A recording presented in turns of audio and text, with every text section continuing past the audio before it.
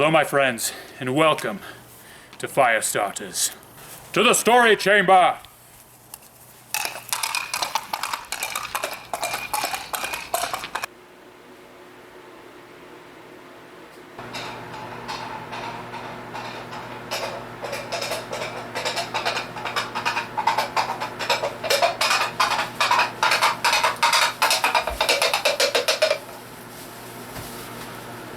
Dismount!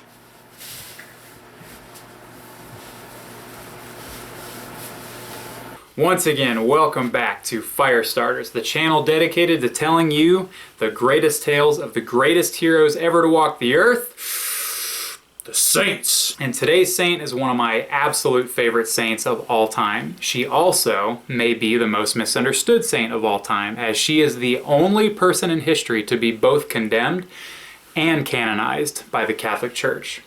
So allow me to give you a warm welcome to the girl who led the armies of France against England in the 100 Years' War at the age of 17, the one, the only, La Pucelle, the Maid of Orléans, Joan of Arc. Brace yourselves, guys, because Firestarters is about to get real medieval. So without further ado, let's get into today's video.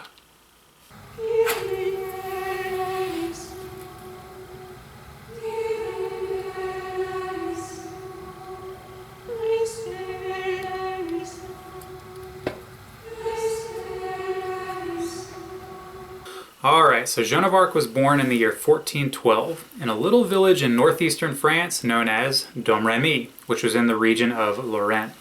Now there is some speculation as to the exact date Joan of Arc was born, but some suggest January 6th, so right at the beginning of the year. Now Domremy was a little village of peasant farmers, and Joan's family likewise were farmers. And her father's name was Jacques d'Arc, and her mother was Isabelle Romée. And she had 3 older brothers named Jacquemin, Pierre, and Jean, and she also had a sister named Catherine. Now, her father Jacques was a hardworking farmer and also known to be a strict disciplinarian. You kind of had to be really hardworking and disciplined back then just to be able to survive and be productive, so it's understandable. And her mother Isabelle was a pious homemaker who taught her children basic skills like spinning wool, tending after the farm, and things like that. Joan actually never learned how to read or write because it wasn't necessary at that time. Like I said earlier, you had to learn basic skills just to be able to survive and be productive. But her mother Isabelle also was a very pious woman who taught her children the importance of prayer and the rituals and traditions of the Catholic Church. So Joan was a normal girl in medieval standards. Now, although she was living a very normal and modest life, she was born during perhaps the most troubling time in all of the history of France for a couple reasons. The first reason being that about half a century earlier, Europe had just been decimated by the worst pandemic in human history, the bubonic plague, which killed 25 million people, which equated to 1/3 of the entire population of the continent of Europe. It was famously known as the Black Death. Outbreaks of the plague continued to happen for decades, even centuries, after the first outbreak in the mid-1300s. And to make matters even worse, France was in the middle of a long and painful war with England known as the 100 Years' War. Now, the 100 Years' War was basically a war over who gets to control France, and it started in the year 1337.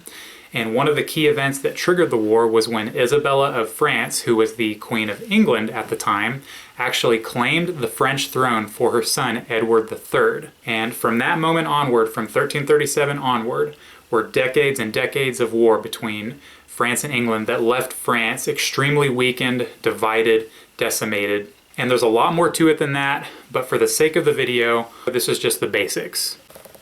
The 100 Years' War lasted from 1337 all the way to 1453, so 116 years. So really the war was the 116-year war, but for aesthetic purposes became known as the 100 Years' War.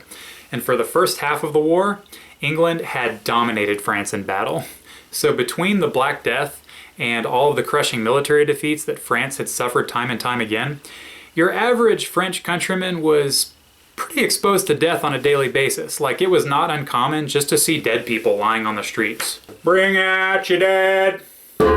By By the time Joan of Arc was born in 1412, England had control of most of northern France, including the city of Paris. And to make matters even more worse, many of the northern Frenchmen, known as the Burgundians, actually swore loyalty to the English cause, and they aided England in battle against their French countrymen. And to top it all off, a peace treaty was signed in 1420 that disinherited Charles of Valois, who was the crown prince of France, and named England's Henry V as ruler of France. The French people be like, "I didn't vote for you!" So at this point, hope for the French cause was in very short supply. But there were a few communities scattered throughout France that were still loyal to the French cause. That included Joan's home village of Domremy. Now, while French morale was in such short supply, the English figured they would take advantage of this, and they would go on these raids where they would go to these French villages and drive away the cattle. They'd burn the homes, burn the crops, and their idea was to completely deplete any remaining fighting spirit left in the French. They wanted them to surrender and give up. And in 1425, they did one of these raids on Joan's village of Domremy. They drove away the cattle, they burned the homes, burned the crops, and the women and the children had to flee to a nearby fortress to escape the violence. And when the raid had finally finished, people began making their way back into the village to survey the damage, to look at what had happened. And you have to imagine, they are just crushed by this. And to see their cattle driven away, to see their crops burned, their homes burned, this is their livelihood and that's their food source. I can't even imagine what they were going through. So Joan of Arc, she was 13 years old at this time. After all this occurred, Joan found herself in her father's garden. And this is when her visions started taking place. She began experiencing extraordinary visions and hearing voices. So you have to imagine what she was thinking to herself, that, I had just gone through this traumatic experience. Am I going crazy? But she identified the voices as belonging to saints and angels and interpreted it as possible signs from God. And she later identified the voices as belonging to St. Margaret of Antioch, St. Catherine of Alexandria, and St. Michael the Archangel. Now, what did good old Margaret, Catherine, and Michael tell her? Well, they told her, Joan of Arc, who was 13 years old at the time, that she was destined to save France, and that with her aid, Charles the Crown Prince, the Dauphin, would be crowned the King of France. And she immediately understands this to be a mission from God. She's just like, "Oui, let the Lord's will be done." And at that moment, she makes a personal vow of chastity with God. She wanted to focus and consolidate every bit of her energy into accomplishing this new God-given mission. Now, she experiences these visions and voices for the next couple of years, but she does not tell anyone about them because she's afraid of being rebuked by her family or being called crazy. So she doesn't tell anyone. But interestingly, her father has a dream. And in this dream, he sees her riding off on horseback in the company of soldiers. Now, this alarmed him very much because in those days, the only women who rode off with soldiers were prostitutes. So, afraid of this, he arranges for her to be married. She's 16 years old at the time, and that was considered a marriageable age in the medieval times. But she had made her personal vow of chastity with God, so she refuses, and there's just all this quarreling between the family, and she runs away from home. Running away from home became sort of the first act in Joan's new God-given mission. And when she arrived in the nearby town of Vaucouleurs, she sought out the magistrate Robert de Baudricourt to tell him to accompany her to Chinon to speak with Charles VII, the Dauphin, as she was on a mission from God. But at first, he just dismissed her as being an insignificant peasant girl. But she kept persisting, "I am on a mission from God." And then she recited to him a prophecy, which was, "France shall be lost by a woman and restored by a virgin from the oak forests of Lorraine." Now, if you guys remember, Lorraine was the region where Domremy was situated.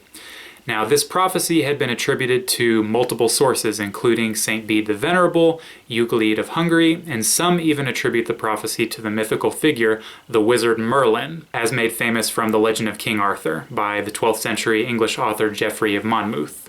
Now, in the prophecy that France shall be lost by a woman, she was referring to Isabella of France, who was the Queen of England at the time, who, as I mentioned earlier in the video, claimed the French throne for her son Edward III. Remember, in 1337, one of the key events that triggered the 100 Years' War. And that France shall be restored by a virgin from the oak forest of Lorraine. And Joan of Arc's just like, here I am. I'm on a mission from God. Now, the more people that heard this teenage girl speak about this prophecy, the more they were admired and amazed at her. And she started developing quite a fan base. And Baudricourt eventually got tired of listening to her, so he agreed to finally take her to Chinon. And she was also accompanied by a squire under the service of Baudricourt named Jean de Metz. Now, before they set off, Joan actually cropped her hair, cut it short in the style of a boy, and dressed in men's clothing to look more like a man. Now, the reason for this is that she wanted to attract less attention to herself and remain inconspicuous. She had a mission to perform, and she needed to get to Chinon quickly and safely in order to speak with Charles. So they got on horseback and rode off to Chinon. So they arrived in Chinon, and immediately Joan demanded to speak with Charles, the Dauphin. And you got to imagine what he was thinking. You know, we're in such a terrible state right now, I'm open for any ideas at this point. So he allowed Joan to speak with him in private. Now, it's not entirely clear what was said in that conversation that they had, but what is clear is at the end of the conversation, Charles was elated. He was completely convinced that Joan was the virgin foretold in the prophecy that would save France and that she was on a mission from God. He was also convinced that he was the rightful heir to the French throne and that he should be crowned the King of France. Now, Joan then made a very interesting request to be given a sword, but not just any sword. She wanted a very particular sword that was buried under the altar of a chapel called Saint Catherine de Fierbois, which was a little bit south of Tours. Now, when Charles heard this, he was just like, okay. So he sent a team of men over to the chapel of Saint Catherine de Fierbois. They dug under the altar, and to their astonishment, there was a sword. Not just any sword. They discovered that the sword had belonged to the one and only hero of France, Charles Martel, who was also the very first Holy Roman Emperor who reigned from the year 800 to 814. And for a sword to have been buried somewhere in the ballpark of 500-600 years, it was in remarkably good condition. They were able to clean off any rust effortlessly and had the sword battle ready again. The sword also had a name, by the way, Joyeuse, which is joyful in French. Now, how Joan knew that the sword of Charlemagne was buried under that altar bewildered everyone, and it continues to baffle historians to this day. Now, with Joan gaining more and more support, it was time to address the urgent matter of protecting the city of Orléans, which had been under English siege for many months. Now, Orléans was a key strategic point because it was situated right on the Loire River, essentially the gateway to southern France, and if it fell to the English, nothing would stop the English and Burgundians from conquering the rest of France. So Charles named Joan captain of war, and on March of 1429, she rode off accompanied by French troops on a white stallion clad in white armor toward the city of Orléans. And she had word sent to the entrapped people of Orléans that she was coming to liberate them. Now, when they finally arrived at the gates of Orléans, Joan encountered the Count of Dunois, who was basically the commander of all of the current military operations going at Orléans.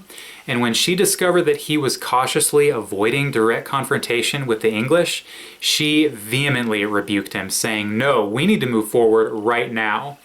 Now, for the troops to see this teenage girl, this crazy, fearless teenage girl, so ready to charge in, this greatly bolstered morale. They gathered their strength and their courage, and they charged into the city. Now, the English had captured Orléans' only fortress, and they were using the fortress as a vantage point to attack the inhabitants of the city. So Joan ordered one of the archers to tie a note to an arrow and shoot it into the fortress where the English were entrenched. On the note that was tied to that arrow, Joan wrote, "You don't frighten us, English pig dogs! Go and boil your bottoms, you sons of a silly person!" Okay, so she didn't actually say that, but she told the English that she was on a mission from God to liberate France and that they needed to retreat or be defeated. Now, when the English read this note, they laughed in disbelief. "A teenage peasant girl? Now, when the English refused to retreat, Joan then led an unrelenting assault on the fortress. And after gruesome fighting, the French, to their astonishment and to the astonishment of the English, recaptured the fortress and drove the English out of the city. The months-long siege on Orléans finally ceased, and the city was liberated.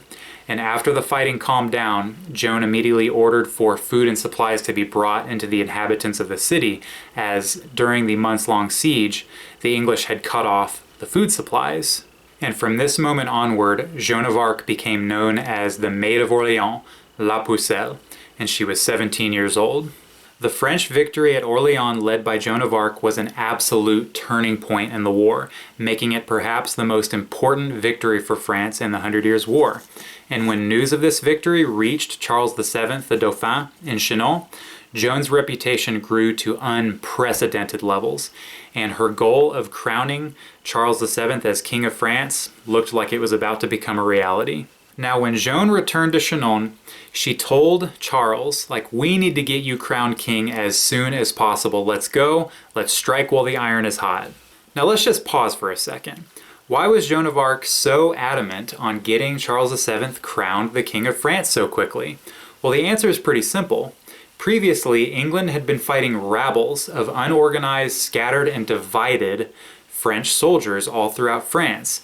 Now, if France had a crowned French king, they would be unified, and England would no longer be fighting rabbles, they would be fighting an entire country. England did not want this. Joan of Arc knew this, and she knew that it was the only way to save France.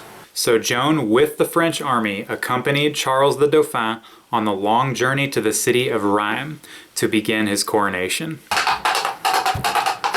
After battling their way through English and Burgundian territory, they arrived at the cathedral city of Rheims, and on July 17, 1429, Charles VII was crowned the King of France at the Notre Dame Cathedral.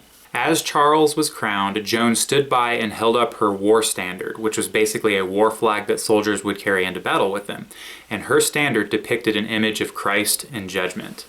Now, after the coronation ended, Joan suggested to the newly crowned King Charles VII that they immediately attack and reclaim Paris, which had been under English control for years.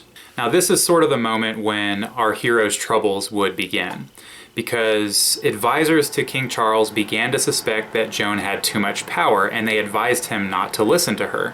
A better word for this might have been jealousy? I mean, they just had a huge victory at Orléans. Charles was now crowned the king, so they were on this power high, and they were probably thinking, okay, we don't need you anymore. Now, King Charles was someone who did not like confrontation. He was, shall we say, an appeaser, and here his advisors are telling him, don't listen to Joan, and then Joan is telling him, look, my mission from God is still not complete. So he figured, okay, well, I won't give her as much support, but I'll still let her lead the military into battle. So King Charles allowed her to lead several attacks on Paris in September of 1429, but because she did not have as much support as before, these attacks proved to be unsuccessful, and King Charles called off the siege. And many believed that after this difficult defeat, that Joan had lost favor with God and that she had become vain. Charles then began to change his tactics to diplomatic solutions and negotiations with the English rather than war. And with his advisors continuing to spread ill rumors about Joan and discouraging him from listening to her, King Charles completely relinquished his financial support to Joan. Now, his tactics of peaceful negotiations did not exactly work out so well, as the English and Burgundians were in no mood to peacefully negotiate. And in May of 1430, Burgundians laid siege to the town of Compiègne. And just like that, King Charles turned back to Joan and was like, okay, just kidding, I need your help again. Now, eager to continue her mission, she courageously led an attack on the Burgundians, but her support from the king was not as adequate as it should have been, and she and her men were outnumbered, and the attack failed, and they were forced to retreat. And on May 23rd, while retreating from the city, the gates were shut, and Joan of Arc was entrapped within. She was captured. She was immediately imprisoned, and in March of 1431, she was sold to the English, basically for the price of a king. So it was a pretty penny. And the English were extremely eager to put her on trial as a heretic. And to make matters even more bleak, King Charles VII never made an attempt to negotiate her release. She was alone. Now, King Charles was afraid of coming to Joan's defense as he was concerned that it might jeopardize his kingship. Plus, his trust in Joan had gradually deteriorated over time due to the constant calumny from his advisors, poisoning his mind against her. Church authorities declared her of heresy and witchcraft, and the reason they wanted to do this was not necessarily because they hated Joan so much, but if they could prove she was a witch, then they could prove Charles VII's kingship as illegitimate, as he would have been crowned king with the aid of a sorceress. Starting at the time she was captured by the Burgundians at Compiègne, she spent approximately an entire year locked in dark dungeons, yet she resisted any attempt of interrogators to get her to admit to heresy or witchcraft. And when they couldn't prove that she was a witch, they instead accused her of cross-dressing, citing Deuteronomy chapter 22, verse 5. Now wait a minute, let's just pause for a second. They could have easily told whether or not she was a witch. All they had to do was weigh her on a scale. Everybody knows if she weighs as much as a duck, I'm the witch! Anywho, the one who was in charge of Joan's trial was named Bishop Cochon, who was the Bishop of Beauvais, and he became so impatient and frustrated with Joan that he issued a terrifying threat against her. He said, look, if you don't admit to your heresy, you are going to be burned at the stake. Now, when the bishop told her this, she became deeply afraid. Now, this is a very crucial moment. It's also a very human moment that helps us to relate to our hero, Joan of Arc. Now, as I mentioned earlier, she had spent close to a year locked in Burgundian and English dungeons, and in that time, she was viciously and cruelly abused in ways that I will not speak upon in this video. But now that she was told she was about to be given an excruciating death sentence, she was terrified beyond all comprehension. Now, in order to avoid this terrifying death sentence and instead be sentenced to life in prison, she agreed to sign a document basically saying that all the visions and the voices that she had experienced in her life were false. And she was ordered to take off the men's clothing that she had donned over the years as a soldier and instead to put on women's clothing. And she obeyed.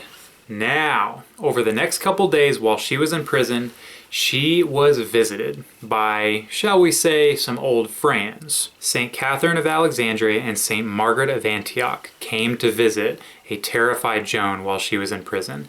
And if you guys remember, those were the voices that Joan first heard back when she was 13 years old in her father's garden at Domremy. They came to her and they said, "Hey you, don't be afraid. You are stronger than this. You don't belong to them, you belong to him, your heavenly papa." Okay, so I don't know if that's exactly what they said or if they spoke in French accents. Regardless, she was reminded that she needed to stand up for what she believed in, and she redressed herself in the soldier's clothing that was still in her possession. And a couple days later, judges found her redressed in men's clothing. So they immediately determined that she was a relapsed heretic and crossdresser, and she was officially sentenced to be burned at the stake. On May 30th of 1431, she was burned at the stake at the Place du Vieux-Marche in Rouen. Now, before the pyre was lit, she ordered a priest to hold high a crucifix so she could see it above the flames, and she ordered him to recite prayers loudly so she could hear the prayers over the roar of the flames. She wanted to die gazing at our Lord on the cross and hearing prayers calling out to heaven. She was 19 years old and died a martyr. She was burned multiple times, basically to reduce her body completely to ashes, and Bishop Cochon actually took her ashes and threw them into the Seine River to extinguish her witchcraft completely. Now, burning Joan at the stake and ridding the world of her supposed witchcraft did not exactly bode well for England, as about 22 years after her death, France would go on to drive the English out of France, and in 1453 completely reclaimed France. The 100 Years' War was over. And Joan of Arc was given a retrial with the help of her mother, Isabelle Romay, and her name was cleared, and she was determined not to be a heretic. A little too late for that there, gents. Regardless, she became a national hero of France, and 500 years later, in 1920, she was canonized a saint by Pope Benedict XV, and her feast day is May 30th. She remains the only person in history to be both condemned and canonized by the Catholic Church. Alright guys, so I just want to close with this. Joan of Arc's stature as a soldier and as a leader of France, riding into battle on a white stallion clad in white armor while wielding the sword of Charlemagne is both poetically beautiful and awesome. However, it is not where her sanctity lied, but rather, her sanctity lied in her purity of heart, her devotion to the virtues, devotion to the sacraments, and her intense prayer life, her relationship to God. She was perfectly chaste. As I mentioned earlier in the video, she made a personal vow of chastity to God when she was 13 years old. She demanded high standards of others, especially her soldiers, and she abhorred the slightest sin among her soldiers, even things such as lying, swearing, or coarseness, and she pleaded with them to fight in a state of grace by going to confession before each battle. You know, as she was leading the soldiers, she felt an even greater responsibility to guard over the souls of her brothers out there on the battlefield, and so she emphasized the importance of the sacrament of reconciliation. Alright, last thing, and this is why Joan of Arc was one of the coolest saints out there. When she was on trial before she was burned at the stake, her ecclesiastical judges asked her a question intended to entrap her. They asked her, "Are you in a state of grace?" Now, if she said yes, she would be accused of heresy for spiritual presumption. But if she said no, then she would be considered in league with the devil. But her reply was flawless. She said, "If I am not, may it please God to put me in it. If I am, may it please God to keep me there." And you can find that quote by Joan of Arc in the one and only Catechism of the Catholic Church, paragraph 2005, right here. She is the patron saint of France, of prisoners, people ridiculed for their faith, rape victims, and soldiers, particularly women soldiers. And guys, also, I would invite you, if you're ever having difficulties understanding where you need to be in life, what your God-given mission is, I would ask for the intercession of our beloved Saint Joan of Arc. So that is all for today, guys. Thank you so much for watching. Thank you for listening. Let's go and be fire starters, become saints, just like the ones before us. I mean, Joan of Arc did it best. She was on fire. I wonder if she's the girl Alicia Keys was talking about. This girl is on fire! Was that a bad joke? Anyways, with that, I shall leave you. I'm praying for you guys. Can't get this thing down. Jeez. Okay. Au revoir!